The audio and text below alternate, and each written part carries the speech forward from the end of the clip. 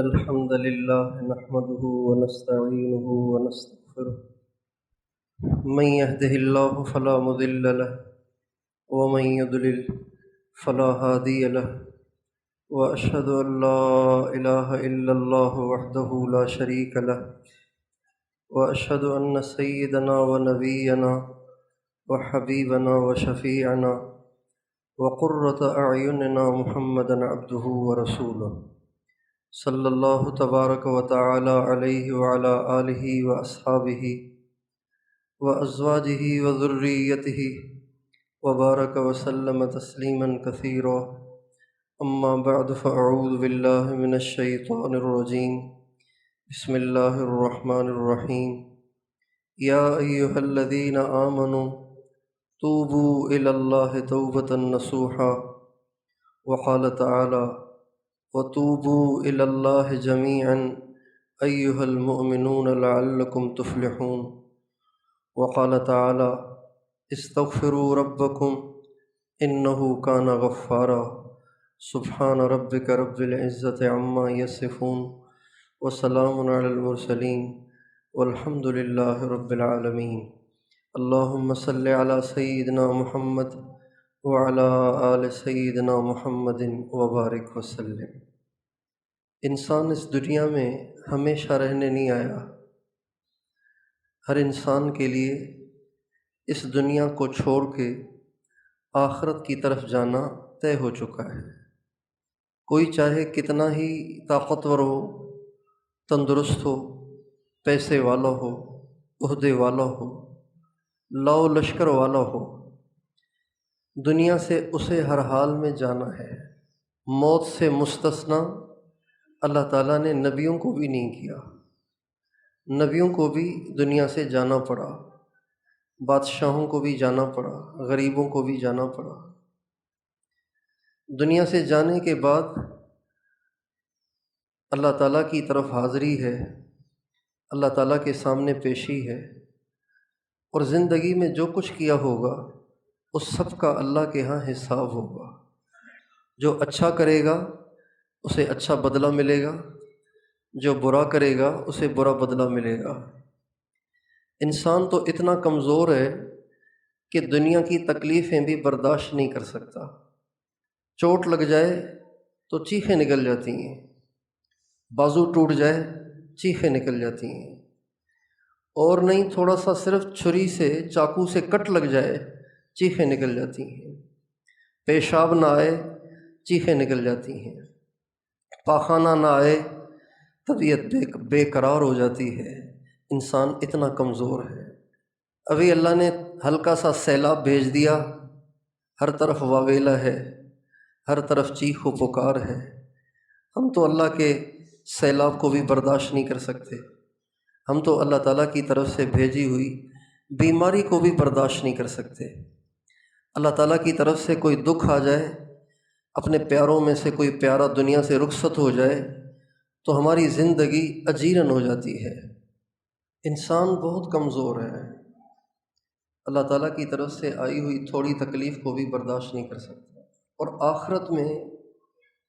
آخرت تو بہت بڑا جہان ہے، وہاں تو بہت بڑی بڑی سزائیں ہیں جس کا برداشت کرنا انسان کے بالکل بس میں نہیں ہے۔ اللہ تعالیٰ نے ان سزاؤں سے بچنے کے لیے، ان عذابوں سے بچنے کے لیے یہ دنیا کی زندگی دی ہے کہ یہاں ہم اپنے مالک کی اطاعت کریں، اپنے پروردگار کے حکم کے مطابق زندگی گزاریں اور بندے بن کر زندگی گزاریں۔ جو ملازم ہوتا ہے نا، ملازم ہوتا ہے وہ زر خرید تو نہیں ہوتا، تنخواہ پہ اس کو رکھا ہوتا ہے۔ جو ملازم ہوتا ہے وہ بھی اپنی مرضی سے، جس دکان پر ملازم ہے اپنی مرضی سے کوئی کام نہیں کرتا، حالانکہ تنخواہ دار ہے، زر خرید نہیں ہے، لیکن چونکہ دکان اس کی نہیں ہے، وہ ملازم ہے، اس لیے وہ اپنی مرضی سے نہ کچھ لیتا ہے نہ کچھ دیتا ہے، اپنی مرضی سے ریٹ تجویز نہیں کرتا۔ تو بندہ تو زر خرید ہوتا ہے، بندہ تو غلام تو زر خرید ہوتا ہے، پھر جو ہم بندے ہیں، ہم تو زرخری سے بھی آگے اس کے بنے ہوئے بندے ہیں، اس کی پیدا کردہ مخلوق ہے۔ جب ملازم کو کچھ اختیار نہیں ہے اور آگے پھر غلام کو تو بالکل ہی اختیار نہیں ہے، تو بتائیے بنے ہوئے بندے کو کیا اختیار ہوگا؟ اللہ تعالیٰ قرآن مجید میں فرماتے ہیں وَمَا خَلَقْتُ الْجِنَّ وَالْإِنسَ إِلَّا لِيَعْبُدُونَ مَا أُرِيدُ مِنْهُمْ مِنْ رِزْقٍ وَمَا أُرِيدُ أَنْ يُطْعِمُونَ إِنَّ اللَّهَ هُوَ الرَّزَّاقُ ذُو الْقُوَّةِ الْمَتِينُ۔ اللہ تعالیٰ فرماتے ہیں میں نے انسانوں جنوں کو صرف اس لیے بنایا ہے کہ میرے بندے بن کر رہیں۔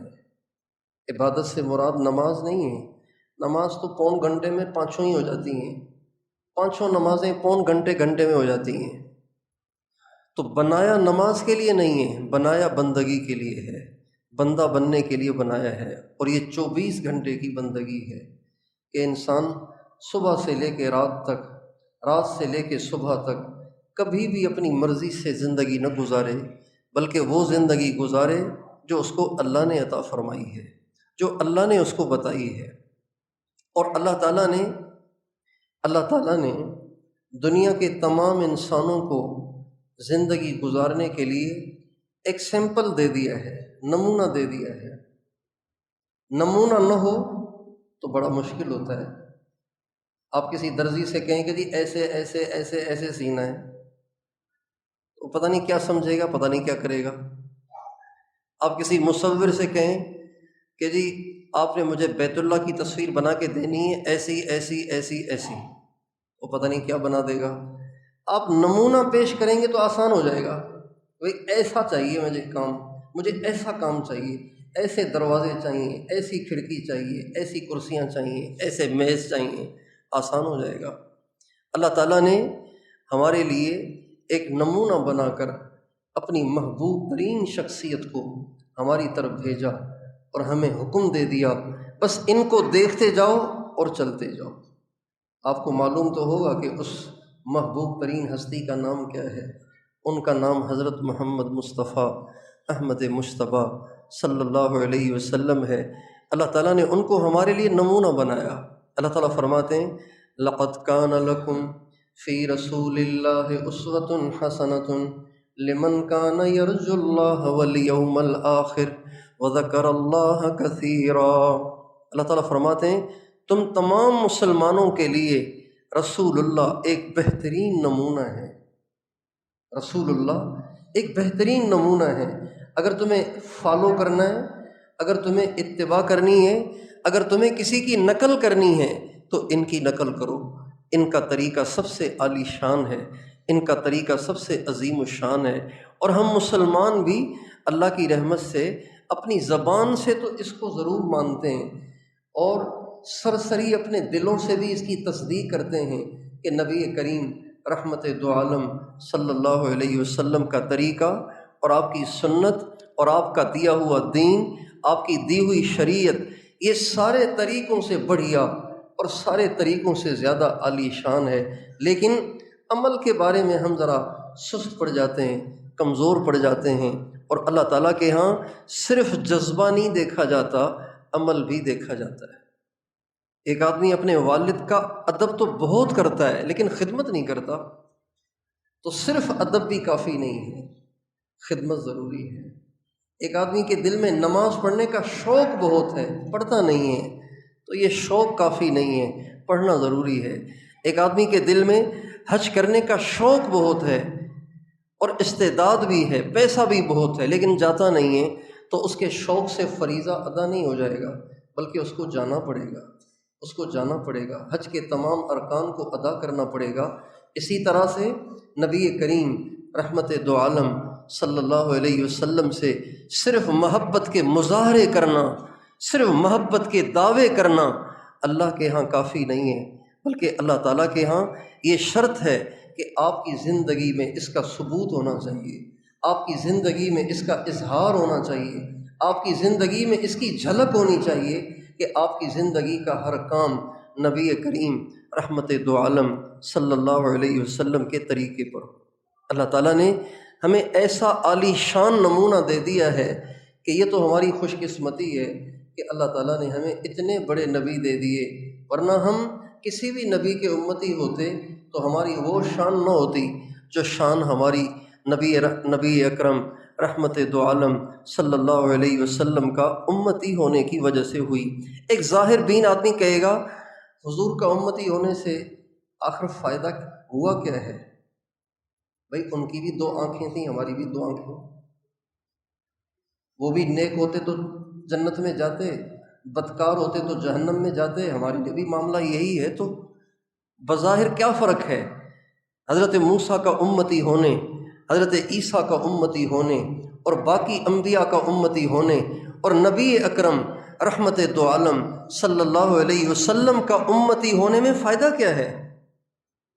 اللہ تعالیٰ فرماتے ہیں وَمَا كَانَ اللَّهُ لِيُعَذِّبَهُمْ وَأَنْتَ فِيهِمْ، اے نبی جب تک آپ ان میں موجود ہیں میں انہیں کچھ نہیں کہوں گا۔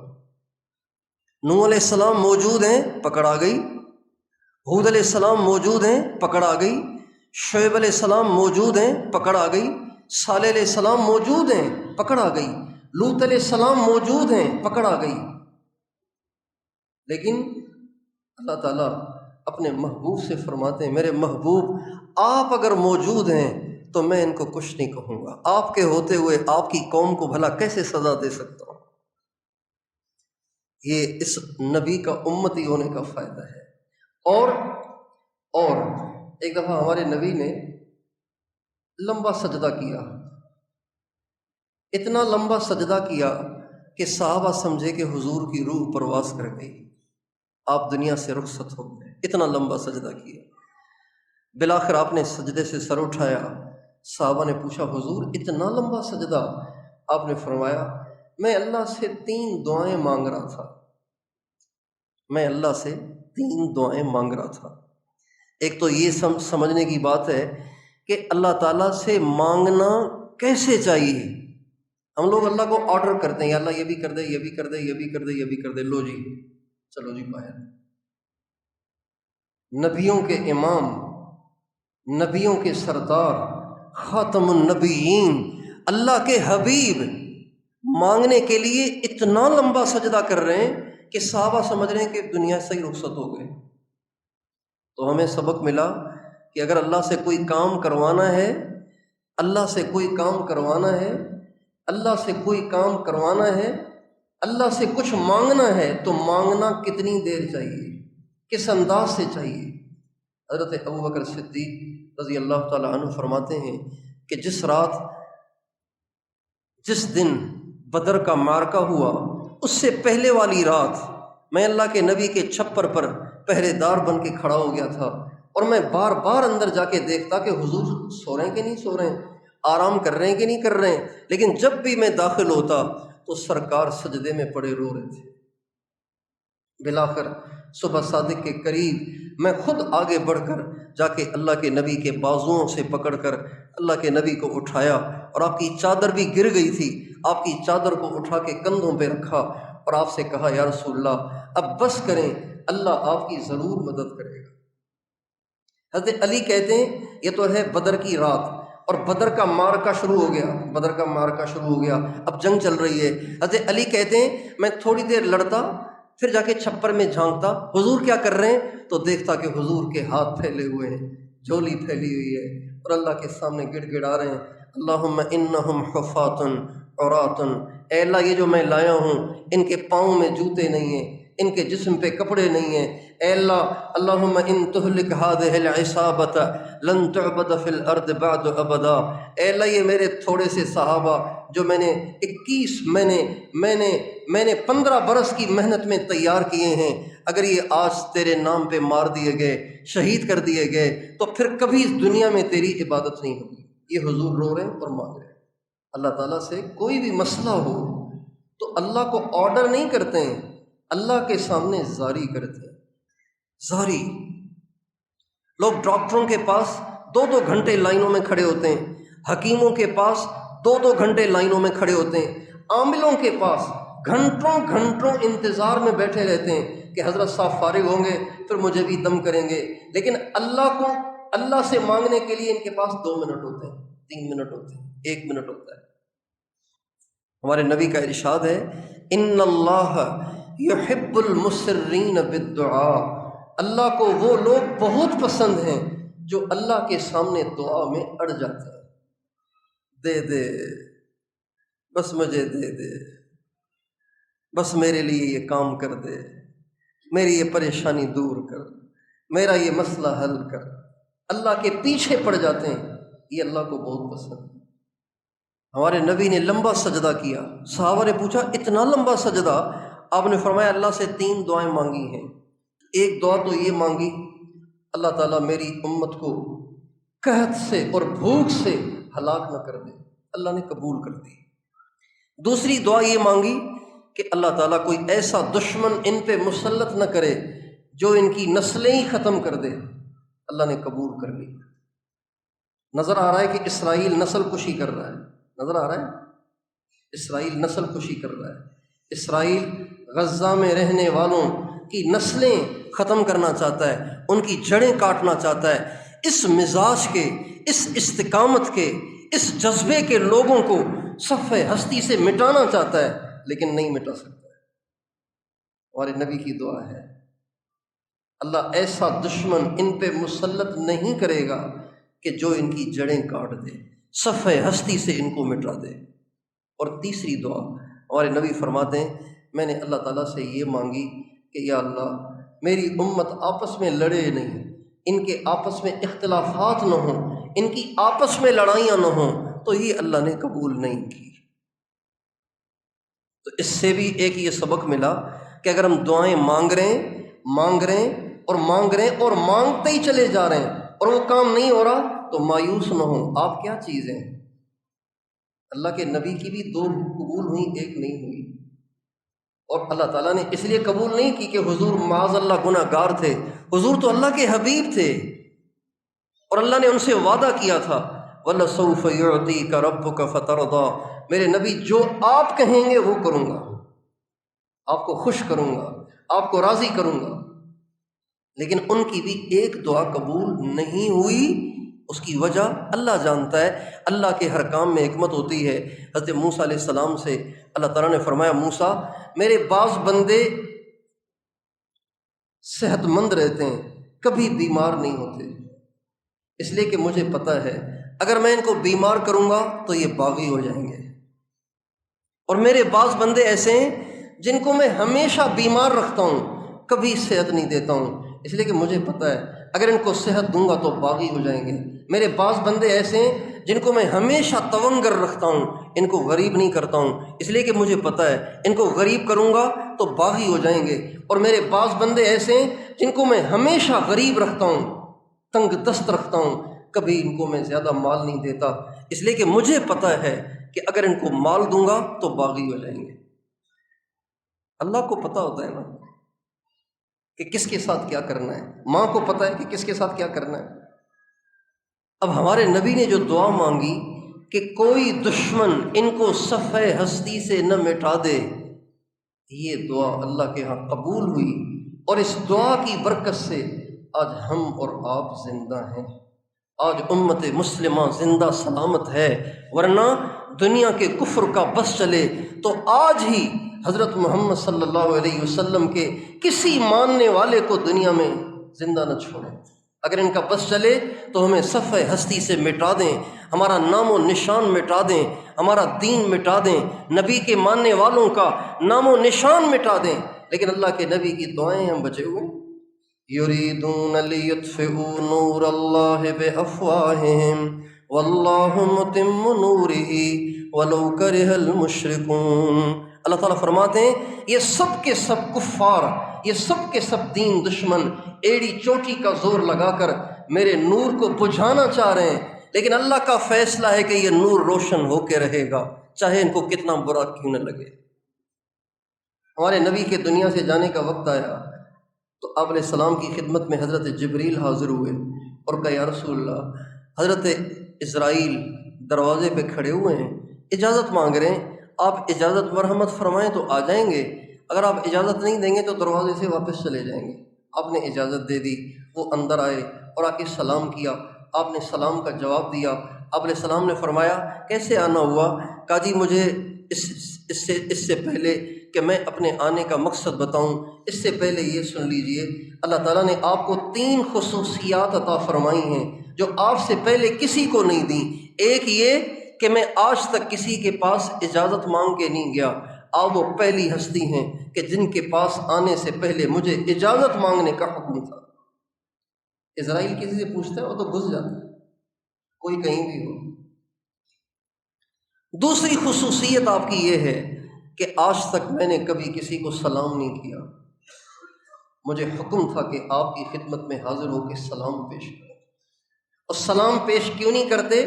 سلام کیوں نہیں کرتے؟ سلام تو نیکی کا کام ہے، کرنا چاہیے، لیکن سلام اس لیے نہیں کرتے کہ سلام کا مطلب ہوتا ہے تحفظ دینا۔ سلام کا مطلب ہوتا ہے تحفظ دینا۔ آپ نے کسی کو سلام کیا السلام علیکم، اس کا مطلب یہ ہوتا ہے میری طرف سے آپ بے فکر رہیں، میں آپ کو کچھ نہیں کروں گا، میری طرف سے آپ کو کبھی تکلیف نہیں پہنچے گی، یہ سلام کا مطلب ہوتا ہے السلام علیکم، میری طرف سے آپ کو سلامتی ہو، یعنی آپ میری طرف سے بے فکر رہیں، میں آپ کا کچھ نہیں بگاڑوں گا، کوئی نقصان نہیں کروں گا۔ اب حضرت اسرائیل کیسے کہیں کہ جی میری طرف سے آپ بے فکر رہیں؟ انہوں نے تو سبھی کو مارنا ہوتا ہے، اس لیے وہ سلام نہیں کرتے۔ لیکن نبی کریم صلی اللہ علیہ وسلم کو عرض کرنے لگے یا رسول اللہ آپ کو سلام کرنے کا مجھے حکم ہے۔ اور تیسری خصوصیت آپ کی یہ ہے کہ اللہ تعالیٰ نے آج تک کسی انسان کو اختیار نہیں دیا کہ آئیں، آنا چاہیں تو آ جائیں، رہنا چاہیں تو رہ لیں، لیکن آپ وہ عظیم الشان ہستی ہیں کہ اللہ تعالیٰ نے مجھے فرمایا میرے محبوب کے پاس جاؤ اور پوچھو، آنا چاہیں تو لے آنا، رہنا چاہیں تو چھوڑ گیا جانا۔ آپ علیہ السلام نے جب 2 آپشن دیکھے، جاؤں کہ یہیں رہوں، تو آپ نے حضرت جبریل علیہ السلام کی طرف دیکھا تو حضرت جبریل کہنے لگے یا رسول اللہ آپ کی مرضی، رہنا چاہیں تو رہنے کی گنجائش ہے، لیکن حقیقت یہ ہے کہ اللہ کو آپ سے ملنے کا بڑا شوق ہے، اللہ آپ سے ملاقات کے شوق میں ہے۔ آپ علیہ السلام فرمانے لگے اگر اللہ مجھ سے ملاقات کے شوق میں ہے تو میں بھی اللہ سے ملاقات کے شوق میں ہوں۔ اور یہ بات اس سے پہلے ثابت ہو گئی تھی، حضرت اماں عائشہ رضی اللہ عنہ فرماتی ہیں کہ اللہ کے نبی جب کبھی بیمار ہوتے تھے تو اپنے ہاتھ اپنے جسم پہ پھیرتے تھے اور یہ دعا پڑھتے تھے اذهب البأس رب الناس اشفنی انت الشافی لا شفاء الا شفاؤک شفاء لا یغادر سقما۔ آپ فرماتی ہیں کہ جب اللہ کے نبی زیادہ بیمار ہوئے تو میں نے سوچا کہ اللہ کے نبی تو دعا پڑھ نہیں سک رہے، بہت زیادہ تکلیف میں ہیں، تو میں دعا پڑھ لیتی ہوں اور آپ کے ہاتھ پہ دم کر کے آپ کے ہاتھ کو پھیر لیتی ہوں۔ تو کہتی ہیں جب میں نے یہ دعا آپ کے ہاتھوں پہ پڑھی تو آپ نے اپنا ہاتھ جھٹک لیا اور فرمایا نہیں، اللہم فی الرفیق الاعلی، اے اللہ مجھے اب دنیا میں نہیں رہنا، مجھے اب آپ کے پاس آنا ہے، مجھے اب صحت نہیں چاہیے، مجھے اب آپ سے ملنا ہے۔ چنانچہ جب حضرت ملک الموت سے آپ نے یہ فرما دیا کہ اگر اللہ مجھ سے ملاقات کے شوق میں ہے تو میں بھی اللہ سے ملاقات کے شوق میں ہوں، پھر فرمانے لگے لیکن ایک مسئلہ ہے کہ اگر میں دنیا سے آج چلا جاتا ہوں تو پیچھے میری امت کا کیا ہوگا؟ یہاں سوال امت کا نہیں بن رہا، یہاں سوال 9 بیویوں کا بن رہا ہے، اس لیے کہ نرینہ اولاد تو کوئی ہے نہیں، بھائی بیوی کو تو بچے سنبھالیں گے نا، بچہ تو کوئی بھی نہیں ہے، 9 بیویاں ہیں پیچھے، اس کا سوال نہیں میں چلا جاتا ہوں تو میرے پیچھے اولاد تو کوئی ہے نہیں تو میری بیویوں کا کیا ہوگا، یہ نہیں فرمایا۔ اور یہ بھی نہیں فرمایا میرے 2 میری آنکھ کے تارے اور مجھے سب سے زیادہ پیارے حسن اور حسین ابھی تو بہت چھوٹے چھوٹے ہیں، یہ تھوڑے سے بڑے ہو جائیں پھر چلا جاؤں، یہ بھی نہیں فرمایا، بلکہ اس وقت جو سوال اٹھایا تو یہ اٹھایا کہ میرے دنیا سے جانے کے بعد میری امت کا کیا ہوگا۔ چنانچہ حضرت جبریل آسمان پر گئے، اللہ سے بات ہوئی، اللہ کے ہاں سے پیغام لائے کہ اے میرے نبی آپ تشریف لے آئیں، آپ اطمینان سے تشریف لے آئیں، ہم آپ کے بعد آپ کی امت کو رسوا نہیں کریں گے، آپ کے بعد آپ کی امت کو رسوا نہیں کریں گے۔ اب یہ جو بات ہے نا، یہ ہے اصل وجہ ہم پر ان عذابوں کے نہ آنے کی جن عذابوں کے ہم مستحق ہو چکے ہیں۔ پچھلی قوموں نے ایک ایک جرم کیا، پکڑے گئے، ایک ایک جرم کیا، صفحہ ہستی سے مٹا دیے گئے۔ بت پرستی، ساتھ ایک اور جرم، ناپ تول میں کمی، لڑکے بازی، یا اپنی زمینوں کا عشر نہ دینا، زکوٰۃ نہ دینا، ناپ تول میں کمی کرنا، تکبر کرنا، ظلم کرنا، لوگوں کے حقوق تلف کرنا، یہ ان کے جرائم تھے۔ ایک ایک جرم اور بت پرستی، ایک ایک جرم اور بت پرستی۔ ایک جرم کی وجہ سے اللہ تعالیٰ نے ان قوموں کا نام صفحہ ہستی سے مٹا دیا، ان کی نسلیں کاٹ کے رکھ دیں۔ فَقُطِعَ دَابِرُ الْقَوْمِ الَّذِينَ ظَلَمُوا، اللہ تعالیٰ فرماتے ہیں میں نے ان کی جڑیں کاٹ کے رکھ دیں۔ آخر کوئی تو بات ہے کہ محمد صلی اللہ علیہ وسلم کے زمانے کے لوگ، آپ کی نبوت کے لوگ اور آپ کے امتی سارے ہی جرائم کر رہے ہیں، ساری ہی برائیاں کر رہے ہیں اور ساری ہی گندگیاں انہوں نے جمع کر رکھی ہیں، لیکن اب بھی ان کا نام صفحہ ہستی سے نہیں مٹ رہا۔ آ رہی ہے چھوٹی چھوٹی پریشانی، اور وہ بھی ہمیں جگانے کے لیے، ہمیں واپس لانے کے لیے۔ بڑا عذاب نہیں آ رہا، کیوں نہیں آ رہا؟ اس لیے کہ اللہ کے نبی دنیا سے جانے سے پہلے ہمارے لیے یہ فیصلہ کروا کے چلے گئے۔ یہ ہے حضرت محمد صلی اللہ علیہ وسلم کے امتی ہونے کا فائدہ، یہ فائدہ ہے۔ اتنا کچھ کرنے کے باوجود بھی ہم صفحہ ہستی سے نہیں مٹائے جا رہے، اتنا کچھ کرنے کے باوجود بھی ہمیں بار بار وارننگ دی جا رہی ہے، کبھی خطیبوں کے ذریعے، کبھی تبلیغ والوں کے ذریعے، کبھی علماء کے درس کے ذریعے، کبھی کسی اور طریقے سے، کبھی آندھیوں کے ذریعے، کبھی سیلابوں کے ذریعے، کبھی زلزلوں کے ذریعے، کبھی ظالم حکمرانوں کے ذریعے، اور کبھی مہنگائی کے ذریعے، کبھی آپس کی لڑائیوں، خانہ جنگی کے ذریعے، کبھی کسی اور مسئلے کے ذریعے ہمیں وارننگ دی جا رہی ہے، اور ہمیں سدھرنے کے لیے الٹیمیٹم دیے جا رہے ہیں۔ میرے دوستو، یہ سب حضرت محمد صلی اللہ علیہ وسلم کا امتی ہونے کے فوائد ہیں، اور یہ تو ہیں دنیا میں، اور مرنے کے بعد تو اللہ کے نبی کا امتی ہونے کے اتنے فائدے ہیں کچھ نہ پوچھو۔ کسی نبی نے اپنی امت کے مجرم کو تسلی نہیں دی، کسی نبی نے۔ نبی کریم رحمت دو عالم صلی اللہ علیہ وسلم نے اپنی امت کے گناہ گاروں کو تسلی دی ہے، کیا؟ شفاعتی لأہل الکبائر من امتی۔ آپ فرماتے ہیں اے میری امت کے کبیرہ گناہ کرنے والوں، مایوس نہ ہونا، تمہارا نبی شفاعت کے لیے حاضر ہے۔ سبحان اللہ، مایوس نہ ہونا، تمہارا نبی ہے، تمہاری شفاعت کرے گا۔ میدان محشر میں کوئی کسی کو یاد نہیں کرے گا۔ یوم یفر المرء من اخیہ وامہ وابیہ وصاحبتہ وبنیہ لکل امرئ منہم یومئذ شأن یغنیہ وجوہ یومئذ مسفرہ ضاحکۃ مستبشرہ ووجوہ یومئذ علیہا غبرہ ترہقها قترہ اولئک هم الکفرۃ الفجرہ۔ اللہ تعالیٰ فرماتے ہیں یاد کرو اس دن کو جس دن تمہارے بچے تمہیں دیکھ کے بھاگ جائیں گے، تمہاری بیویاں تمہیں دیکھ کے بھاگ جائیں گی، تمہارے بھائی بہنیں تمہیں دیکھ کے بھاگ جائیں گے، تمہارے خاوند، تمہاری بیویاں تمہیں دیکھ کے بھاگ جائیں گی، تمہارا کوئی رشتہ دار تمہیں اس دن کام نہیں آئے گا۔ اور اس دن کے بارے میں حضور فرما رہے ہیں اے کبیرہ گناہ کرنے والوں، مایوس نہ ہو، تمہارا نبی ہے، وہ ضرور تمہارے لیے کچھ کرے گا، ضرور تمہارے لیے کچھ کرے گا۔ جب یہ آیت نازل ہوئی نا، وَالضُّحَىٰ وَاللَّيْلِ إِذَا سَجَىٰ مَا وَدَّعَكَ رَبُّكَ وَمَا قَلَىٰ وَلَلْآخِرَةُ خَيْرٌ لَكَ مِنَ الْأُولَىٰ وَلَسَوْفَ يُعْطِيكَ رَبُّكَ فَتَرْضَىٰ۔ جب یہ آیت نازل ہوئی کہ تیرا رب تجھے اتنا دے گا، اتنا دے گا، اتنا دے گا کہ آپ خوش ہو جائیں گے، ہمارے نبی فرمانے لگے میں بھی تب تک خوش نہیں ہوں گا جب تک کہ میرا ایک بھی امتی جہنم میں ہوگا، میں خوش نہیں ہوں گا، میں کہوں گا نہیں اللہ میاں ابھی مجھے درد ہے، ابھی مجھے پریشانی ہے کہ ایک میرا امتی جل رہا ہے، اسے نکال پھر میں راضی ہوں گا۔ یہ فا فترضا، یہ فا حتیٰ کے معنی میں ہے، اور حتیٰ انتہائے غایت کے لیے آتا ہے، طلبہ سمجھیں گے۔ اگر یہ تا حتیٰ کے معنی میں ہے اور یہ انتہائے غایت کے لیے، تو اس کا پس منظر یوں بنے گا، اللہ تعالیٰ اس امت کے بہت بڑے طبقے کو جو گنہگار ہوں گے، بغیر توبہ کے مرے ہوں گے، اللہ تعالیٰ جہنم سے نکالے گا اور کہے گا میرے محبوب اب آپ راضی ہیں؟ آپ کہیں گے نہیں۔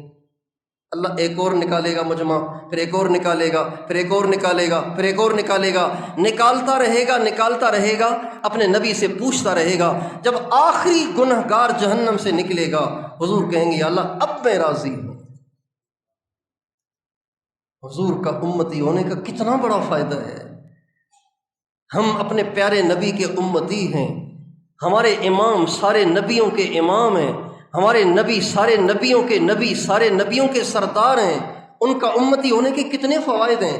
بلکہ یہاں تک حدیث میں آتا ہے، حدیث قدسی میں آتا ہے، ہمارے نبی فرماتے ہیں میں نے اللہ پاک سے کہا یا اللہ کل قیامت کے دن آپ میری امت کا حساب میرے حوالے کر دینا تاکہ میں ان کا حساب لے لوں۔ جو لوگ پیپر چیک کرتے ہیں نا، پیپر چیک کرتے ہیں، اگر ان کے بچے نے بھی بورڈ کا پیپر دیا ہوا ہوتا ہے تو وہ کوشش کرتے ہیں کہ میرے بچے کا پیپر میرے پاس آ جائے، کیونکہ باپ تو فیل نہیں کرے گا نا، ماں تو فیل نہیں کرے گی، باپ تو فیل نہیں کرے گا۔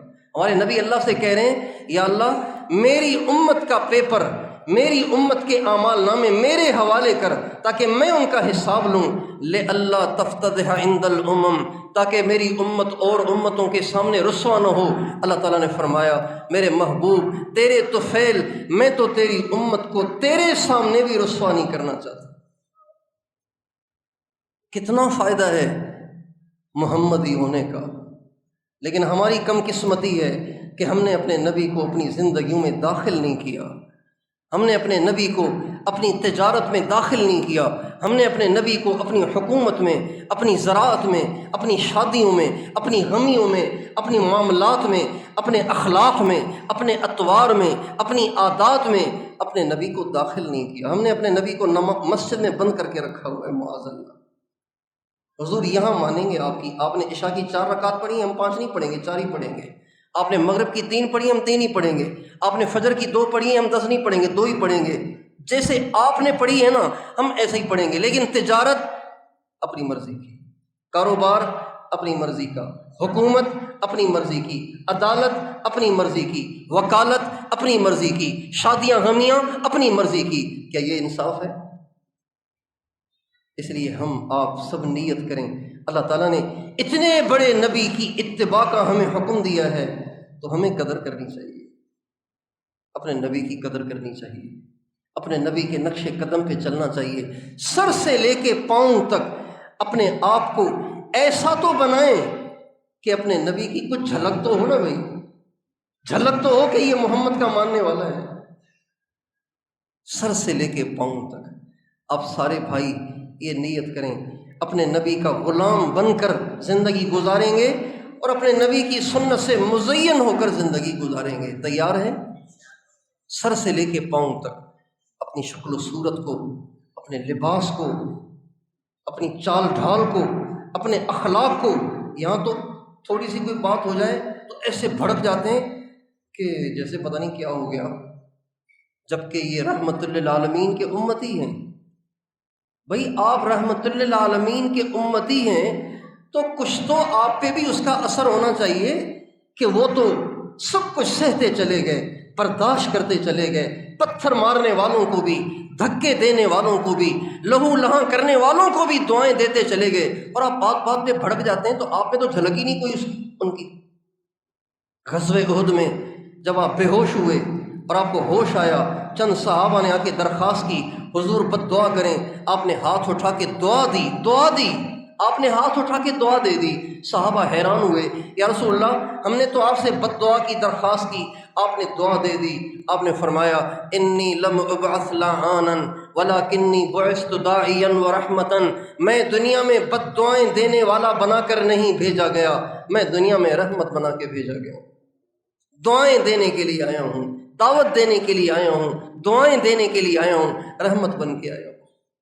تو ان کے امتی میں کچھ تو جھلک ہونی چاہیے۔ بیوی نے کپڑے استری نہیں کیے تو چڑھائی شروع کر دی،